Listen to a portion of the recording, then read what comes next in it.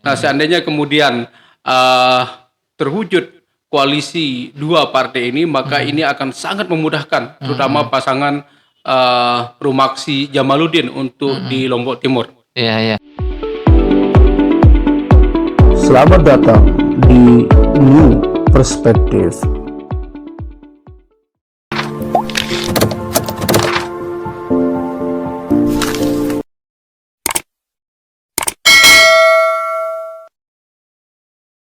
Kembali lagi di New Perspective bersama saya Ahmad Yani dan analis politik kita Pak Dr. Saiful Hamdi, dosen Fisipol Universitas Mataram.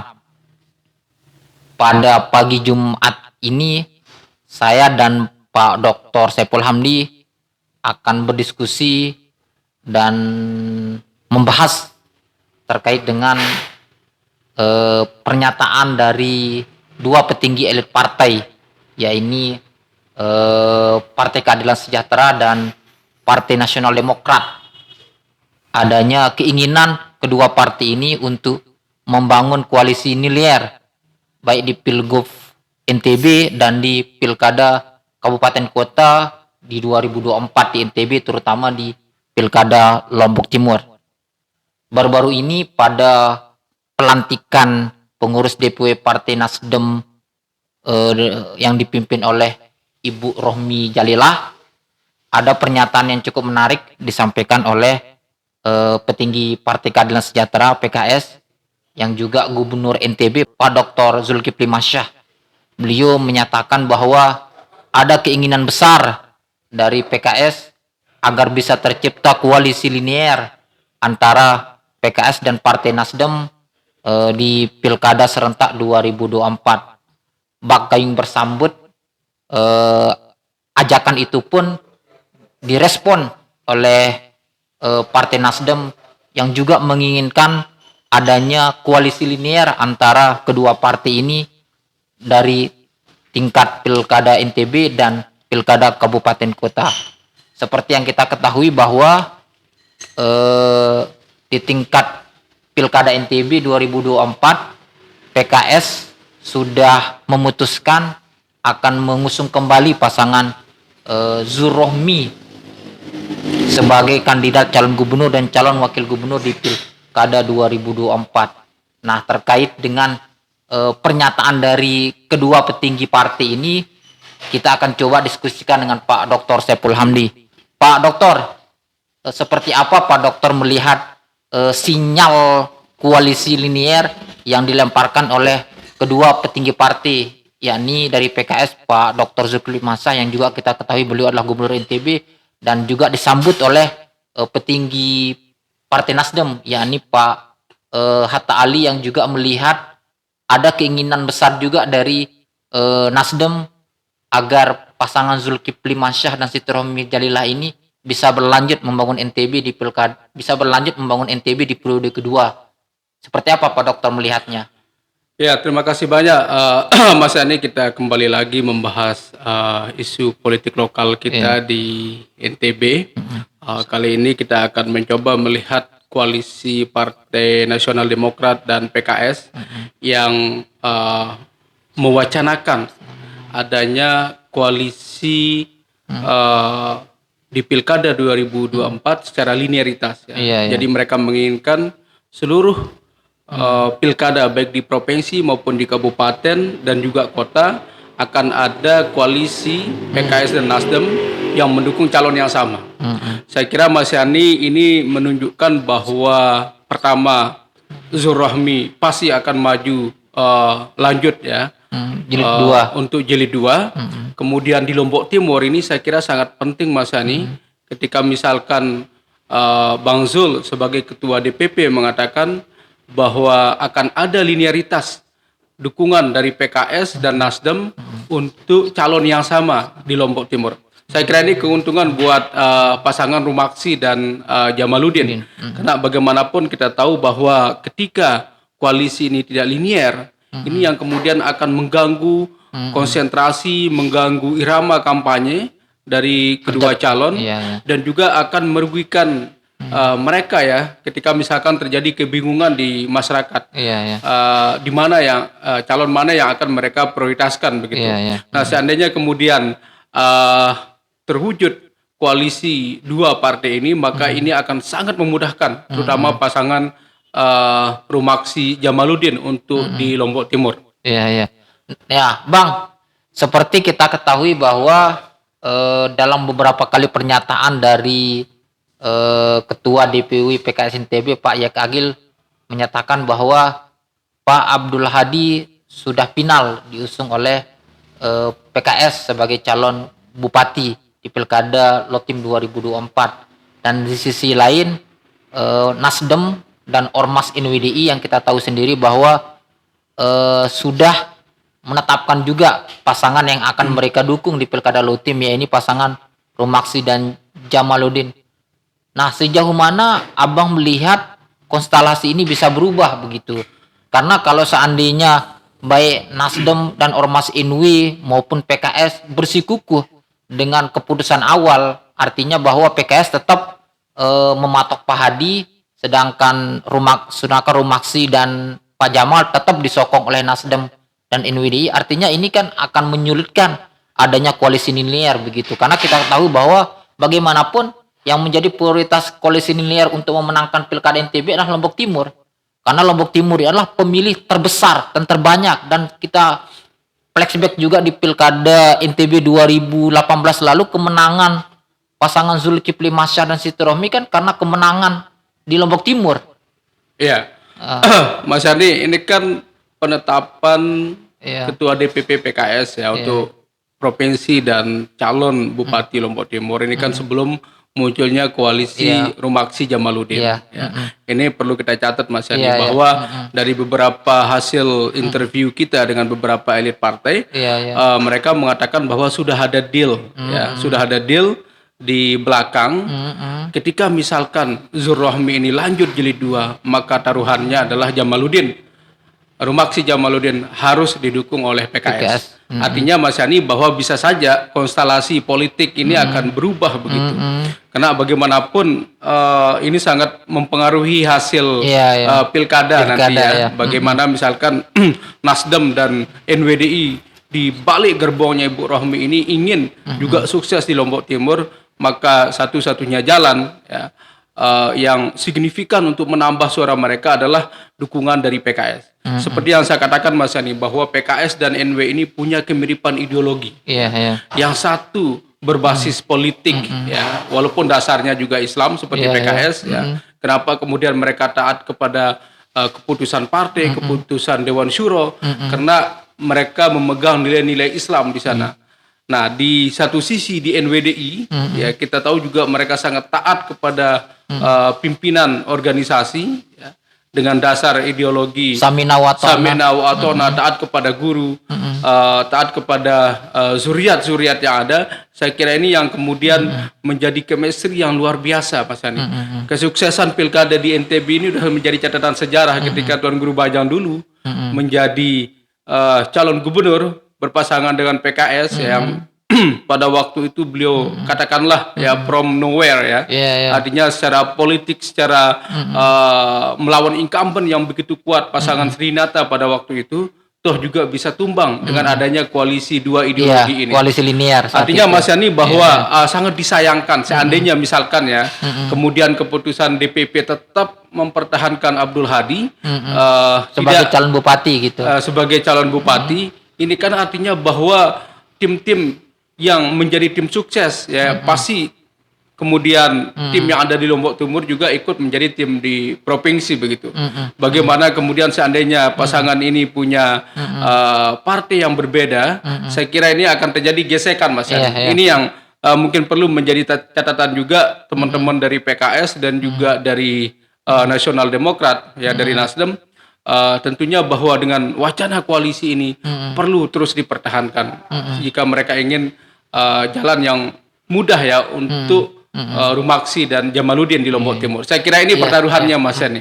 Artinya kalau Abang melihat bahwa PKS harus legowo tidak mengusung kadernya di Pilkada Lombok Timur, tetapi mengalihkan dukungan kepada Pak Jamaluddin, duet Rumaksi dan Jamal, sehingga linearitas di Pilkada NTB dan Lombok Timur itu tercipta dan kemenangan di pilkada pun akan lebih mudah dicapai. Ya, artinya Mas Yani harus ada yang dikorbankan. Harus ada yang Kalau misalkan dikorbankan. semua ingin sempurna ya, Iya. PKS ingin ngotot dengan kader-kadernya, kemudian Nasdem juga ingin ngotot, ya artinya bahwa di sini akan kita lihat ada friksi nanti. Iya, iya. Ya ada perpecahan di tingkat tim sukses ya.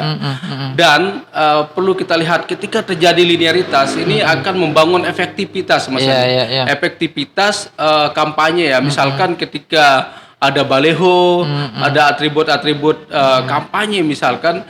Nah, kalau ada linearitas kan lebih gampang begitu Iya, untuk iya. memasang foto masing-masing. Tetapi kalau ini berbeda dan saya yakin bahwa konsentrasi untuk memenangkan pilgub akan bisa terganggu, Iya, ya. iya. Kemungkinan bisa gagal juga, Iya, iya, ya. iya. Di low team kemudian ya bisa gagal dan juga bisa tidak ya. Artinya bahwa kalau kita mengukur kekuatan Rumaksi sebagai incumbent kemudian ada basis NWDI di Lombok Timur, ya tentunya Mas Yani ini akan menjadi pertarungan sengit ya. Seandainya misalkan PKS tetap ngotot mendukung Ustadz Abdul Hadi maju di Pilkada Lombok Timur. Iya. Tetapi kita ingin lihat nantilah. Ini Iya, kan iya. belum ada keputusan, Belum ada keputusan resmi ya dari DPP setelah ada wacana linearitas ini. Ini kan melihat perkembangan politik yang ada. Iya, iya. Katanya Bang Zul kemarin semuanya serba Iya, memungkinkan ya. semuanya serba mungkin. Kalau ya. misalkan Iya, beliau mengatakan teman-teman Nasdem juga Iya, ikut iya. melobi DPP Partai PKS. PS. Saya kira ini Mas Iya, Yani iya. akan menjadi Iya, pertimbangan iya. tersendiri nanti. Nah, kalau kita bicara seandainya lah begitu Bang, koalisi linear ini tidak tercipta, masing-masing pihak ngotot dengan kepentingannya. Baik Nasdem ngotot dengan pasangan Romaksi Jamal maupun PKS ngotot dengan Pak Abdul Hadi. Apa yang menjadi kerugian bagi kedua belah pihak jika tidak tercipta koalisi linear ini begitu Bang? Ya, Mas Yani saya kira sangat rugi ya. Iya, Artinya bahwa ini bisa saja mengganggu agenda besar mereka, terutama di provinsi. Karena Iya, ini iya. saya kira menjadi target besar ya dari teman-teman PKS dan juga Nasdem. Kalau misalkan gagal di provinsi, ini kan menjadi kerugian yang luar biasa, Mas Kerugian Yani. bagi dua partai ini. Kerugian bagi kedua partai. Iya. Karena pos-pos penting ya, pos-pos strategis kita tahu bahwa diisi oleh kedua kader ini secara ya saya tidak mengatakan secara berimbang ya, walaupun Iya, iya. kita lihat faktanya ada beberapa suara protes dari teman-teman NWDI kepada Bang Zul ya, karena iya.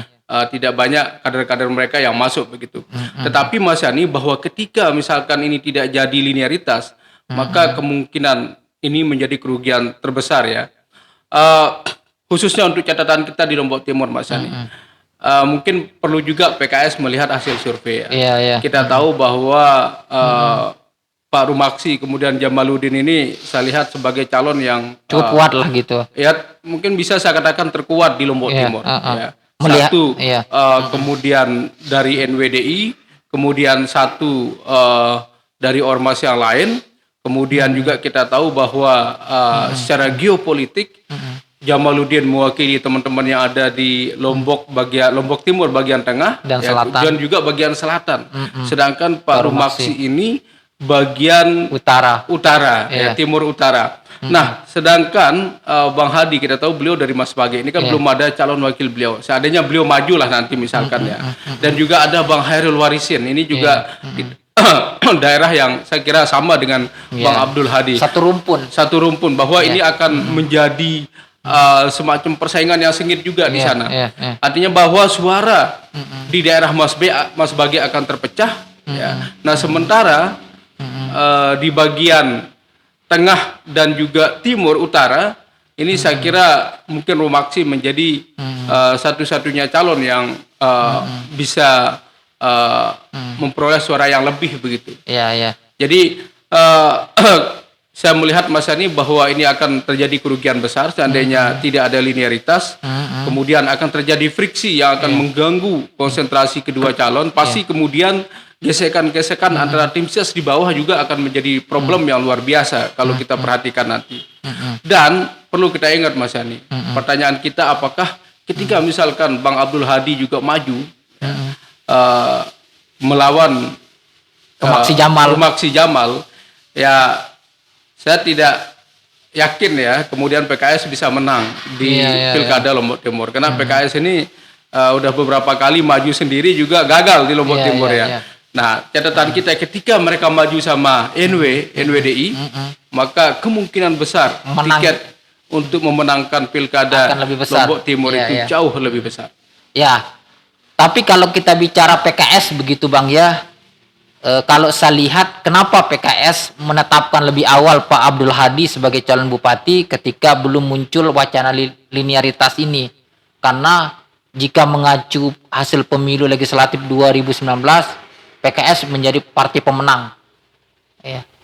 Sehingga dengan posisi PKS menjadi partai pemenang ini, dia menempatkan kadernya, Ketua DPD PKS Lombok Timur, Murnan Hani sebagai Ketua DPRD NTB. Dengan posisi itu membuat PKS percaya diri untuk mengusung kadernya sebagai calon bupati. Itu yang pertama.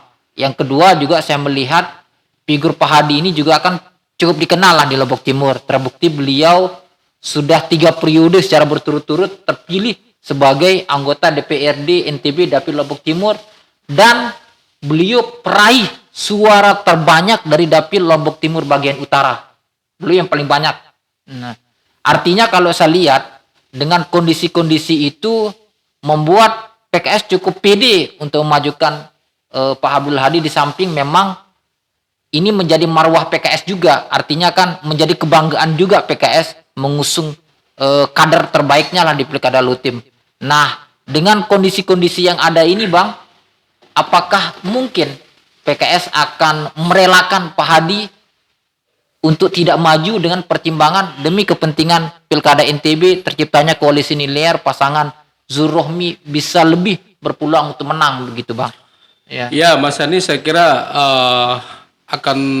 PKS akan berhitung ya. Nantinya apakah kemudian Abdul Hadi ini dicalonkan atau tidak dengan konsekuensi tadi bahwa bisa saja mengganggu kemudian peluang kemenangan terutama di tingkat provinsi. Jika misalkan Zurohmi berlanjut jilid 2 ya, dan kemungkinan saya lihat kayaknya dari posisi beliau Zurohmi akan berlanjut. Nah, jadi Mas Hani kalau kita perhatikan tadi Mas Hani katakan bahwa Ustadz Abdul Hadi punya suara yang paling besar di Lombok Timur ya ketika beliau nyalon ya untuk pileg kemarin. Kemudian PKS juga menjadi partai mayoritas. Ya memang Mas Hani saya melihat ya mungkin banyak faktor lah ya, yang kemudian mengapa PKS itu punya suara mayoritas. Ya. Walaupun ya kalau bicara jamaah ya mungkin jamaah mereka kecil di Lombok Timur ya. Karena perlu kita ingat bahwa tidak semua orang NWDI memilih partai yang ada. Apalagi kemarin NWDI sedang mengalami transisi politik yang sangat luar biasa guncangannya. Bayangkan TGB tiba-tiba hijrah ke Golkar, kemudian gerbongnya Ibu Rohmi hijrah ke Nasdem, Tuan Guru Mahali Fikri tetap di Demokrat. Ya artinya saya kira inilah yang kemudian membuat suara Partai Nasdem tidak bisa maksimal karena suara NW pasti terpecah. Ini yang kemudian mereka kalah dengan suara PKS. Ya. Belum lagi misalkan kekhawatiran seandainya TGB dimunculkan di Lombok, lalu kemudian suara Golkar naik dan suara yang lain menjadi gembos begitu.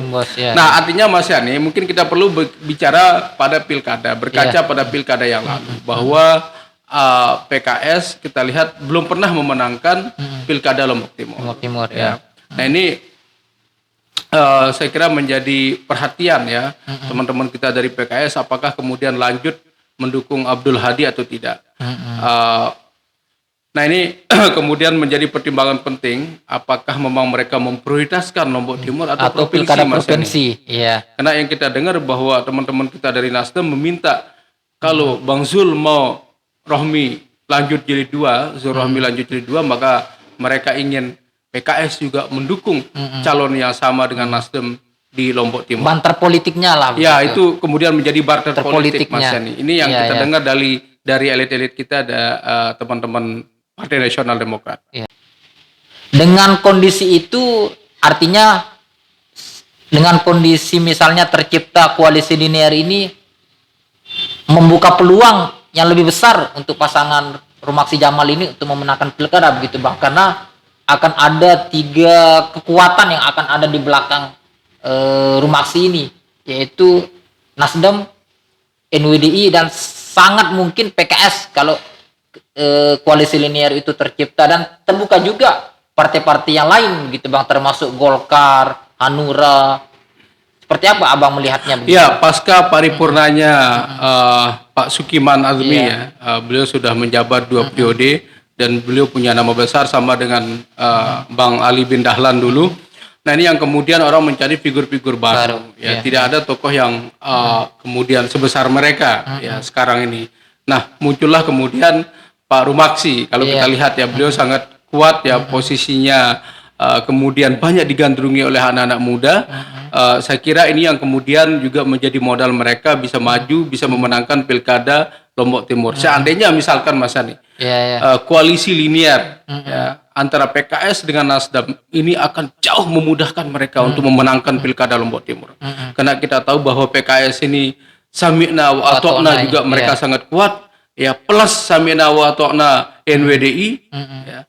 Kemudian didukung oleh Partai Nasdem dan kemungkinan juga partai-partai yang lain, partai-partai yang lain bisa dikunci oleh Pak Rumaksi dan teman-teman kita dari Nasdem, maka kemudian akan terjadi koalisi besar yang mungkin akan kalau saya memprediksi ya 3 ini kan sudah ada nih calon dari Gerindra, Pak Hairul Warisin, mungkin 3 calon lah, atau kalau ada dari independen bisa juga 4 calon. Tetapi saya melihat Mas Ani bahwa deklarasi awal yang dilakukan oleh teman-teman kita NWDI dan juga pasangan Rumaksi Jamaluddin ini sudah menjadi start yang sangat bagus begitu untuk memenangkan pilkada Lombok Timur. Ya tentunya mereka juga perlu belajar ya dari gaya belusukannya teman-teman PKS, ya gaya belusukannya Jokowi. Saya kira ini yang tetap perlu mereka pertahankan Mas Ani. Bagaimanapun bahwa sekarang ini kita di era belusukan ya. Bahwa masyarakat kita tidak terlalu suka dengan pemimpin yang formal, berjas, duduk di meja. Ya, mereka pingin pemimpin itu bisa berinteraksi dengan mereka, bisa bersentuhan, bisa berdialog, pingin menyelesaikan masalah mereka di lapangan. Jujur aja masyarakat kita ini nggak neko-neko, tidak banyak yang mereka inginkan Mas. Tapi saya melihat bahwa mereka hanya ingin dekat dengan pemerintah, bisa memfasilitasi kepentingan mereka. Nah, seandainya misalkan ini bisa dijalankan oleh Rumaksi dan Jamaluddin tetap ya jauhlah lah kalau bahasa jamaah tabligh itu jauhlah politik ya dari satu tempat ke tempat yang lain, maka kemungkinan besar mereka akan memenangkan pilkada di Lombok Timur. Siap, begitu. Ya, pemirsa, demikian diskusi kita dengan Pak Dr. Saiful Hamdi terkait dengan wacana linearitas koalisi PKS Nasdem di Pilkada NTB dan di Pilkada Kabupaten Kota di NTB.